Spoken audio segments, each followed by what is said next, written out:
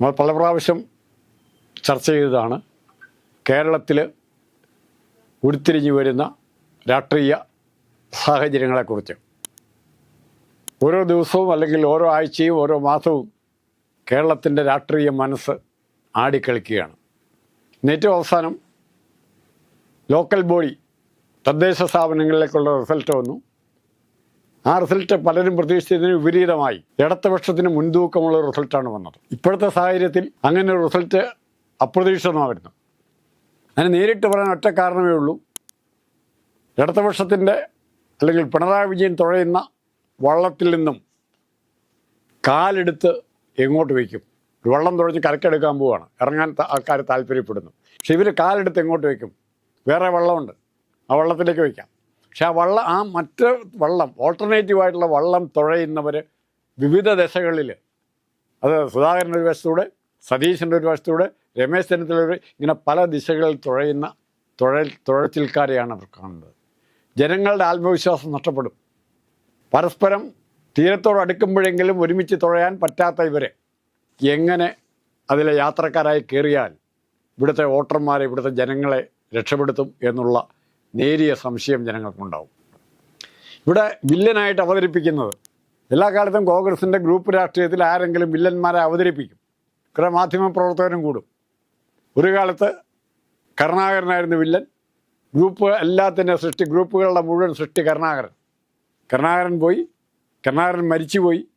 എന്നിട്ടും ഗ്രൂപ്പിസം തുടരുന്നു. അപ്പോൾ പിന്നെ ആ അതെല്ലാം കൂടെ മുരളിയുടെ പടലേക്ക് വെച്ചു. മുരളി താരതമ്യേന ഗ്രൂപ്പുകളിൽ നിന്നൊക്കെ മാറി സ്വസ്ഥമായിട്ടിരിക്കുമ്പോൾ ഇപ്പം ഗ്രൂപ്പ് കളിക്കാൻ ആളില്ല. പക്ഷേ എന്നിട്ടും ഗ്രൂപ്പിൻ്റെ ഫലം കോൺഗ്രസ്സിലുണ്ടാകുന്നു. അപ്പോൾ കരുണാകരനെയും എതിർക്കാൻ വേണ്ടി, അല്ലെങ്കിൽ മുരളിയെ എതിർക്കാൻ വേണ്ടി അവരെ ഒരു ഗ്രൂപ്പിൻ്റെ ഭാഗമായിട്ട് ചിത്രീകരിച്ച അതേ പ്രക്രിയ ഇപ്പോഴും കോൺഗ്രസ് തുടരുകയാണ്.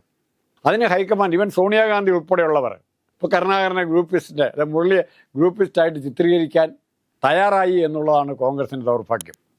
ഇവിടെ ഇപ്പോൾ പുതിയ വില്ലൻ കോൺഗ്രസ് നോക്കുമ്പോൾ വളരെ ഭംഗിയായിട്ട് ഞങ്ങൾ പിണറായി വിജയനെതിരായിട്ട് ഫൈറ്റ് ചെയ്യുന്നു, സംഘടനാ പ്രവർത്തനം സജീവമായിട്ട് നടക്കുന്നു. അപ്പോഴാണ് ഒരു വില്ലനെ കണ്ടെത്തുന്നു. ആരെ കണ്ടെത്തുന്നു? ശശി തരൂരിനെ കണ്ടെത്തുന്നു. ആരാണ് ശശി തരൂർ? ഈ അല്പന്മാരെല്ലാം കൂടെ ഒരുമിച്ച് നിന്നാലും ഇവരെക്കാൾ വിവരമുള്ളവൻ, ഇവരെക്കാൾ ലോകരാഷ്ട്രങ്ങളുമായി വരെ സംവദിക്കാൻ കഴിവുള്ളവൻ, ഗവൺമെൻറ്റിൻ്റെയോ അല്ലെങ്കിൽ പ്രതിപക്ഷ കക്ഷികളുടെ പോളിസികളെ വിമർശിക്കാൻ കഴിവുള്ളവൻ, മനസ്സിലാക്കാൻ കഴിവുള്ളവൻ, ഏറ്റവും പ്രധാന പോളിസികളെ മനസ്സിലാക്കാൻ കഴിവുള്ളവൻ, ആ തരൂർ ഇന്ന് വളരെ അല്പനാണ്. കോൺഗ്രസിൻ്റെ ശാപമാണെന്നാണ് പറയുന്നത്. എങ്ങനെയാണ് തരൂർ ശാപമായത്? തരൂർ ഒരു കാര്യം പറഞ്ഞു. ഇടതുപക്ഷ മുന്നണിയുടെ വികസന നയം, പ്രത്യേകിച്ച് വ്യവസായിക രംഗത്തുണ്ടാക്കിയ പരിഷ്കാരങ്ങൾ നല്ലതാണ് എന്ന് ഒരഭിപ്രായം തരൂരിൻ്റെ വായിൽ നിന്ന് വന്നു. ഉടനെ ചാടി വീണു. കോൺഗ്രസ് എതിർക്കുന്ന നയങ്ങളെ, കോൺഗ്രസ് എതിർക്കുന്ന വ്യവസായ നയത്തെ എങ്ങനെയാണ് തരൂരിനെ സപ്പോർട്ട് ചെയ്യാൻ പറ്റിയത്? ശരിയാണ്. അപ്പോൾ ഈ നയത്തെക്കുറിച്ചൊരു ചർച്ച കോൺഗ്രസ്സിൽ ഉണ്ടായിട്ടുണ്ടോ? ഇടതുപക്ഷത്തിൻ്റെ നയത്തെക്കുറിച്ച് ഏതെങ്കിലും കോൺഗ്രസ് കമ്മിറ്റിയിൽ തീരുമാനം എടുത്തിട്ടുണ്ടോ? ഈ നയങ്ങൾ മോശമാണ്, മാറ്റണമെന്ന് പറഞ്ഞിട്ടുണ്ടോ? ഇല്ല. അങ്ങനെ ഇടതുപക്ഷ മുന്നണിയുടെ മുഴുവൻ നയങ്ങളെ എതിർക്കുന്നില്ല എന്നുള്ളതിന് തെളിവാണ് ഇൻവെസ്റ്റേഴ്സ് മീറ്റിൽ പി രാജീവിൻ്റെ തോട് ചേർന്നിരുന്ന് വി ഡി സതീശൻ സംസാരിക്കാം, അതിനെ പ്രോത്സാഹിപ്പിക്കാം, ആ ലക്ഷ്യങ്ങളെ ന്യായീകരിക്കാം. അപ്പോഴൊന്നും ഇവിടുത്തെ വ്യവസായത്തെപ്പറ്റി അപ്പോൾ ശശി തരൂർ പറഞ്ഞാൽ അത് കോൺഗ്രസിന് ചീത്തയാണ്, അപകടകരമാണെന്നാണ് പറയുന്നത്. അപ്പോൾ ഇതിൻ്റെ അത് ഒറ്റ കാര്യമുള്ളൂ. വി ഡി സതീശനോ രമേശ് ചെന്നിത്തലയോ ഇത്തരം യോഗങ്ങളിൽ പോയിരുന്ന് ഇവരെ വിളിക്കുമ്പോൾ, അവരെ സപ്പോർട്ട് ചെയ്യുമ്പോൾ, അവർക്ക് അനുകൂലമായി പ്രവർത്തിക്കുമ്പോൾ തീർച്ചയായിട്ടും സതീശൻ്റെ സാന്നിധ്യം ഏറ്റവും ഉപകരിക്കും. നാളെ CPM-കാർക്ക് പറയാം, തങ്ങൾ കാരനാണ് സതീശൻ വരെ ഞങ്ങളെ നയത്തെ അംഗീകരിച്ചു. അപ്പോൾ അവിടെ സതീശൻ വ്യാഖ്യാനം പറയും, ഞാൻ അങ്ങനെ പറഞ്ഞു ഉദ്ദേശിച്ചില്ല, ജസ്റ്റ് വിളിച്ചു എന്ന് മാത്രമേ ഉള്ളൂ എന്ന് പറയും. പക്ഷെ ഇത് തരൂർ പറഞ്ഞത് സർക്കാരിൻ്റെ കാശ് മുടക്കിലല്ല, സ്വന്തം ഭൗതികമായ കഴിവുകൊണ്ട് പറഞ്ഞ കാര്യമാണ്. ഇവിടെയോ ഇൻവെസ്റ്റേഴ്സ് മീറ്റോ അതിനുവേണ്ടി കോടാനുകോടി രൂപ ചിലവാക്കി. ഈ ഉറപ്പ് കിട്ടുമോ? ഇതിനു മുമ്പ് നടത്തിയ മീറ്റിങ്ങുകളിൽ ഫണ്ടിനെ കുറിച്ച് ഇവർ ചോദിച്ചോ? എന്ത് സംഭവിച്ചു? ഇൻവെസ്റ്റേഴ്സ് മീറ്റിലോ ഓഫർ ചെയ്യപ്പെട്ട ഫണ്ടുകൾക്ക് എന്തെങ്കിലും ഇങ്ങോട്ട് വന്നോ? ഇനിയും തുടർച്ചയായിട്ട് നടക്കും. അപ്പോൾ ഈ പ്രക്രിയയ്ക്ക് കൂട്ടു നിൽക്കാനും കുട പിടിക്കാനാണ് വി ഡി സതീശൻ പോയെന്ന് പറഞ്ഞാൽ, ഇപ്പോൾ തൽക്കാലം സതീശൻ പ്രതിപക്ഷ നേതാവാണ്, അദ്ദേഹത്തെ പിന്താങ്ങുന്നൊരു വിഭാഗം ഉണ്ടാക്കിയെടുത്തിട്ടുണ്ട്. അവരുള്ളതുകൊണ്ട് ഇന്ന് സതീശനെതിരായിട്ട് വിമർശനം വരികയില്ല. അപ്പോൾ സതീശൻ്റെ പ്രശ്നം അവിടെ അല്ല. താൻ പറയാൻ ഉദ്ദേശിച്ച കാര്യം, അല്ല താൻ പറയേണ്ടിയിരുന്ന കാര്യം, താനാണ് നയങ്ങളെപ്പറ്റി പറയേണ്ടത്, താനാണ് ലോട്ടറിയെപ്പറ്റി സമൂഹത്തിന് പോകേണ്ടത്. അതുകൊണ്ട് ഇത്തരം കാര്യങ്ങൾ പറയുന്ന ഒരാളൊരു വേറൊരു കോൺഗ്രസ്സുകാരനെ സഹിക്കാനോ അംഗീകരിക്കാനോ സതീശൻ്റെ അപകർഷതാബോധം സമ്മതിക്കുന്നില്ല.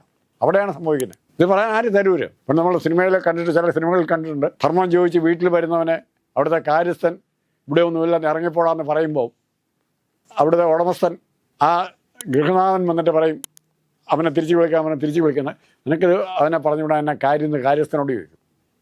നിനക്കിത് പറയാൻ, ധർമ്മം ഇല്ല എന്ന് പറയാൻ, നിനക്കൊന്നും തരികയില്ല എന്ന് പറയാൻ എന്ത് കാര്യം? പറഞ്ഞാൽ പാവം പിടിച്ച ധർമ്മക്കാരൻ ഇപ്പോൾ എന്തെങ്കിലും കാര്യമായിട്ട് കിട്ടുമെന്ന് വിചാരിച്ചു. കുറച്ച് 5 മിനിറ്റ് കഴിഞ്ഞിട്ട് അയാൾ പറഞ്ഞു, ഇവിടെ ഒന്നുമില്ല നിങ്ങൾക്ക് തരാൻ. അത് അയാൾ പറയേണ്ട ഉത്തരം. കാര്യസ്ഥനോട് പറഞ്ഞത് നീ പറയേണ്ടതല്ലായിരുന്നു, ഞാൻ പറഞ്ഞാൽ അത് തന്നെയാണ് സതീശൻ ഇപ്പോൾ പറയുന്നത്.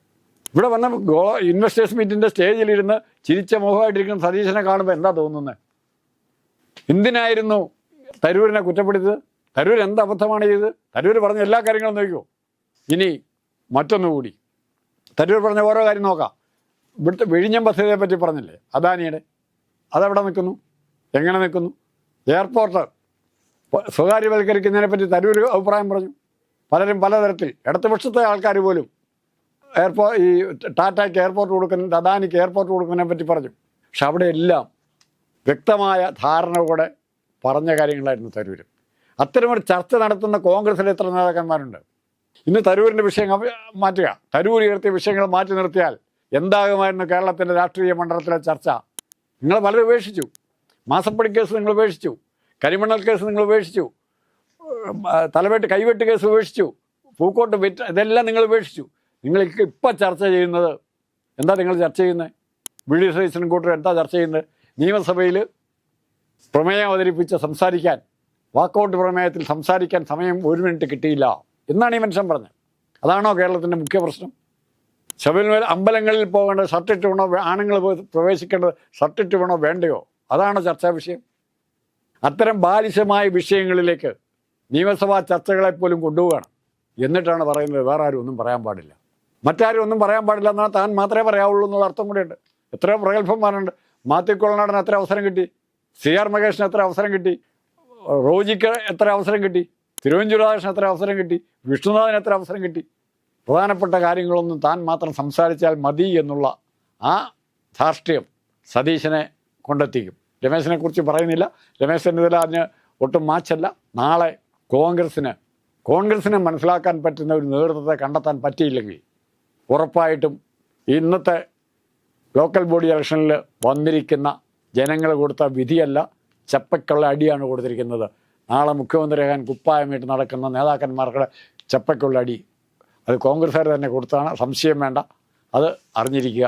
അതനുസരിച്ച് മുന്നോട്ടുള്ള പരിപാടികൾ ആവിഷ്കരിക്കാൻ കോൺഗ്രസ്സിന് സാധിച്ചാൽ അത്രയും നല്ലത് പറഞ്ഞുകൊണ്ട് നിർത്തുന്നു.